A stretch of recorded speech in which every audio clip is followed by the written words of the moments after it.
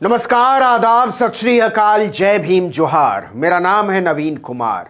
नए साल की शुरुआत होने वाली है नागरिकता संशोधन कानून यानी सीए पार्ट 2 से।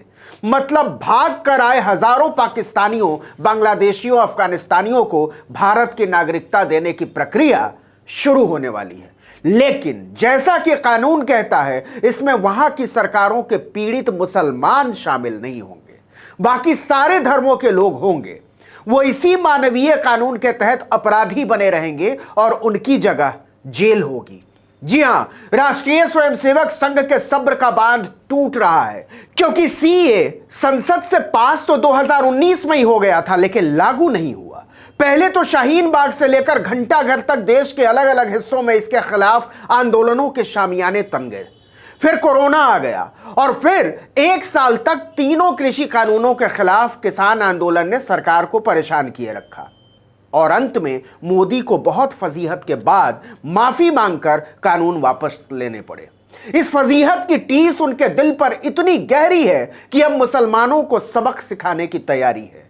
अलग अलग सूत्र बताते हैं कि आखिरकार मोदी सरकार ने अब सीए पर अमल करने का मन बना लिया है।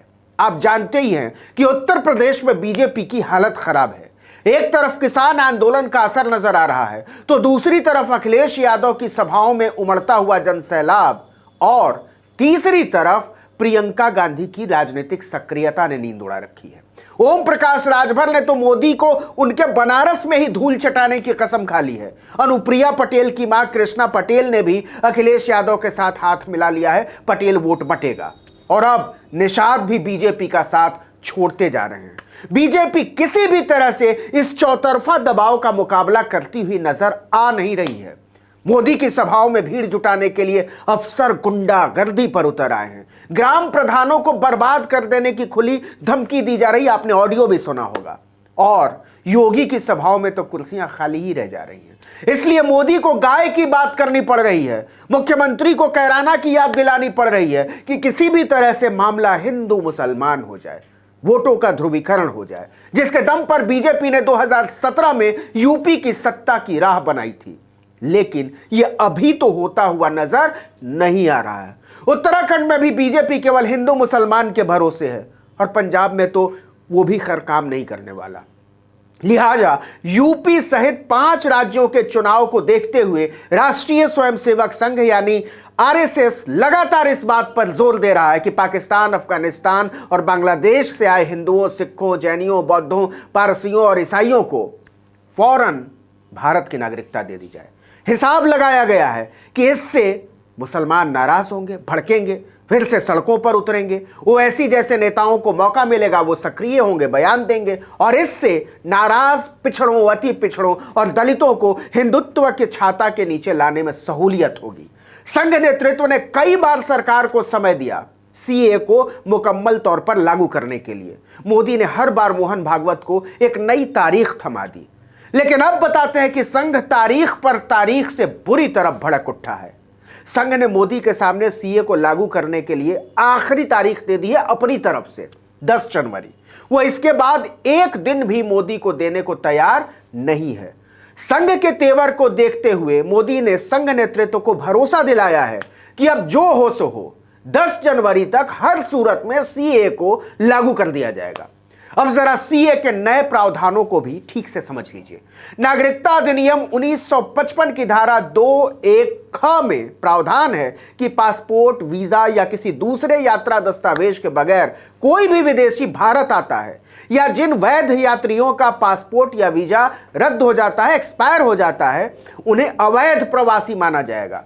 सीए के जरिए इसी कानून को छेड़ा गया है, बदला गया है। अब मुख्य रूप से पाकिस्तान, बांग्लादेश और अफगानिस्तान से आने वाले हिंदुओं, बौद्धों, सिखों, पारसियों, ईसाइयों को अवैध नहीं माना जाएगा, अपराधी नहीं माना जाएगा। लेकिन अगर उसी समय उसी तरह से अगर कोई मुसलमान आया होगा तो उसे नागरिकता देने की बजाय डिटेंशन कैंप में डाल दिया जाएगा। देखिए कि बांग्लादेश बनने के कुछ समय पहले बड़ी संख्या में हिंदू शरणार्थी भारत आए थे। उनमें मतुआ समुदाय के लोगों की संख्या बहुत बड़ी थी। उन्हें बंगाल में दलित माना जाता है और उन्होंने विधानसभा चुनाव में नागरिकता की उम्मीद में बीजेपी को बढ़ चढ़कर वोट दिया था। मथुआ समुदाय के 30 विधानसभा सीटों में करीब 1.5 करोड़ वोटर हैं। इन्हीं के दम पर बीजेपी ने बंगाल की सत्ता में आने का सपना भी देखा था। बांग्लादेश बनने के बाद प्रताड़ित अल्पसंख्यक भी बड़ी संख्या में भारत आते रहे हैं। माना जाता है कि ऐसे शरणार्थियों की संख्या 2 से 3 करोड़ के बीच है।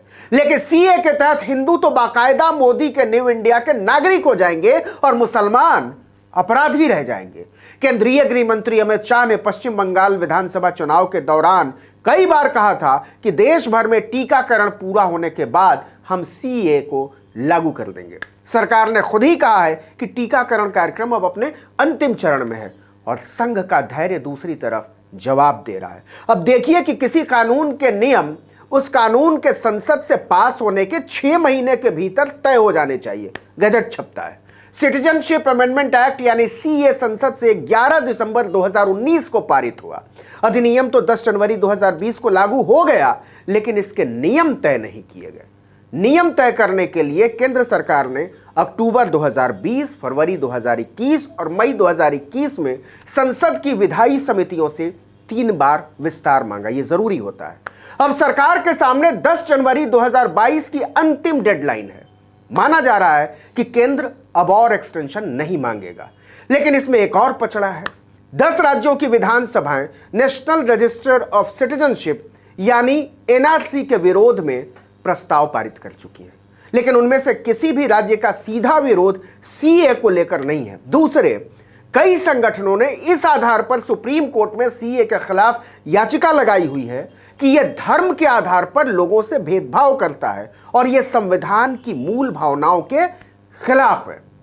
लेकिन एक तरफ अगला कदम बढ़ाते हुए सरकार परेशान है, क्योंकि उत्तर प्रदेश और उत्तराखंड के चुनाव में ऐसे तटस्थ हिंदू और सिख नाराज हो सकते हैं जिन्होंने सीए आंदोलन का विरोध किया था। याद कीजिए, शाहीन बाग के आंदोलन में बहुत बड़ी संख्या में सिखों ने भी हिस्सेदारी की थी और उन्होंने कहा था कि वो इस कानून का हरगिज समर्थन नहीं करेंगे।